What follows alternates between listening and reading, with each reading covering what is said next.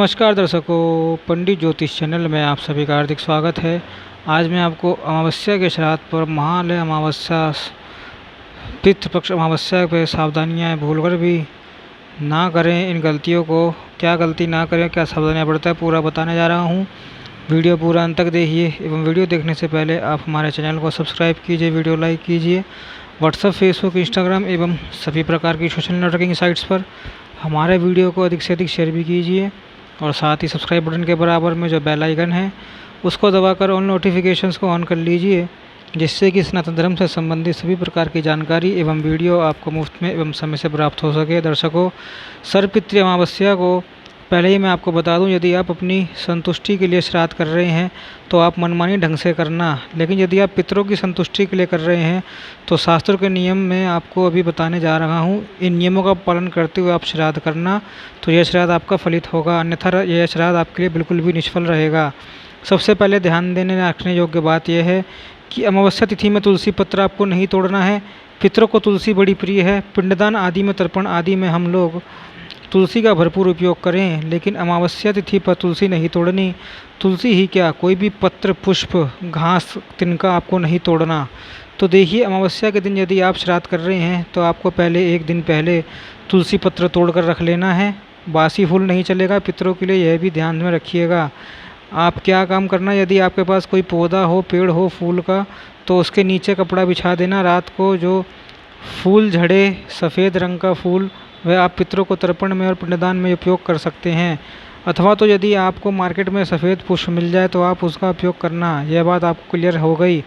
पत्र पुष्प आप बिल्कुल भी नहीं तोड़ना। यदि आप कुशा तोड़कर ला रहे हैं तो खेत आदि से, तो एक दिन पहले ही आप तोड़ लेना।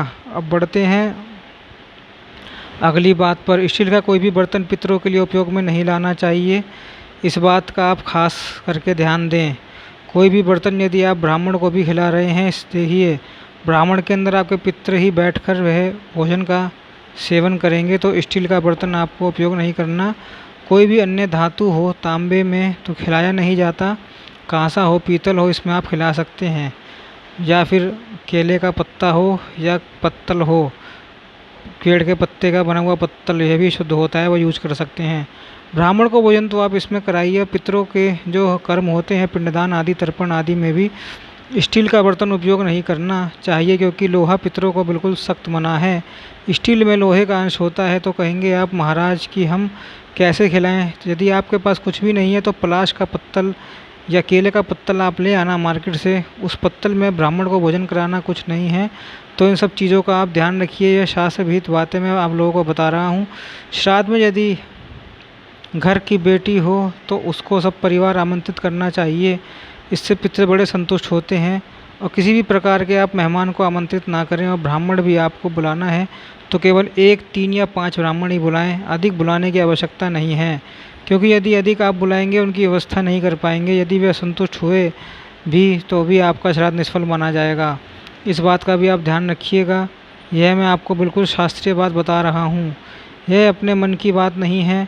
मनु ने श्राद्ध में 3 चीज़ों को अत्यंत पवित्र कहा है। कुतुब काल, कुतुब काल का समय मैंने अपने पिछले वीडियो में बताया है और इस वीडियो में भी वीडियो के पीछे लगा दूंगा। जब वीडियो ख़त्म होगा तो कुतुब काल हर जगह का मैं लास्ट में लगा दूंगा। आप लोग यहाँ से स्क्रीनशॉट ले लेना या वीडियो में देख लेना, आपको मिल जाएगा। अपने अपने जगह का कुतुब काल देखकर उसके अंदर कर लेना पिंडदान, पितृदान, पितरों की पूजा, तर्पण। 2 या 3 काल माने गए हैं पितृतर्पण के लिए।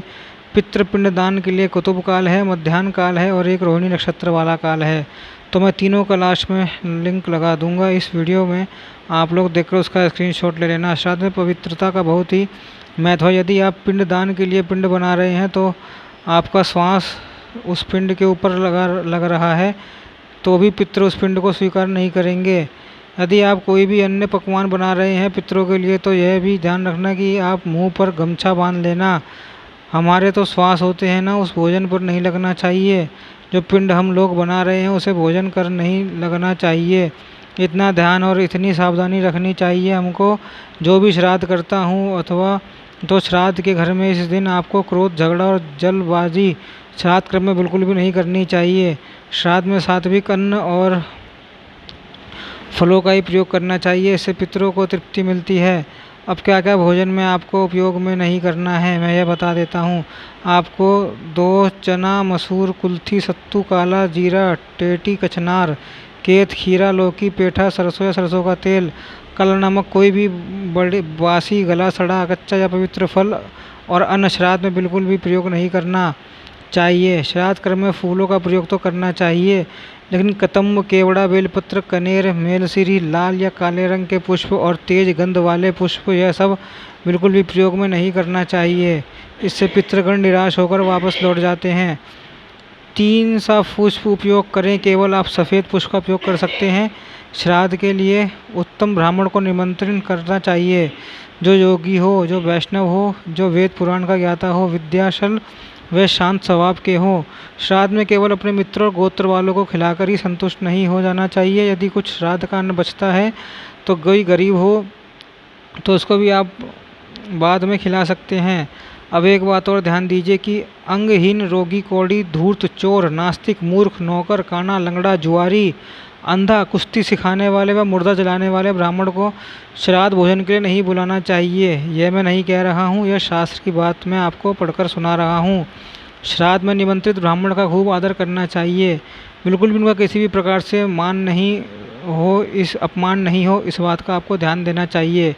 यदि आप किसी कारणवश ब्राह्मण को भोजन नहीं करा सकते हैं तो मन में संकल्प करें, केवल सूखा अन्न, घी, चीनी, नमक आदि वस्तुएं जो सीधा सामान होता है वो श्राद्ध भोजन के निमित्त किसी ब्राह्मण को आप देकर चले आना।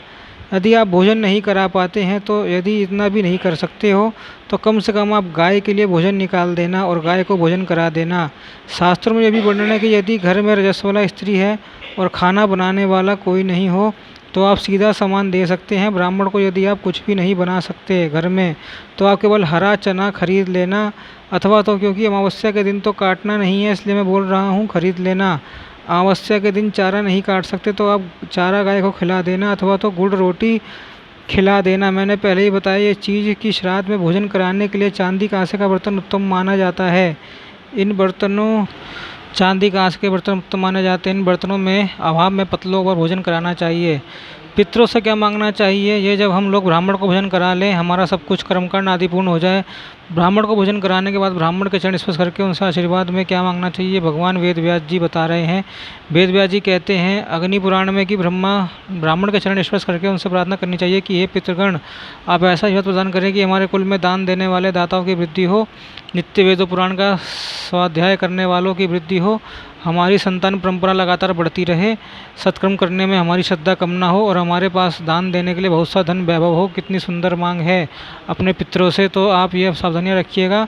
अमावस्या के दिन जो है हम श्राद्ध करेंगे ना, सर्वपितृ अमावस्या पर इन सब चीज़ों का ध्यान रखना है।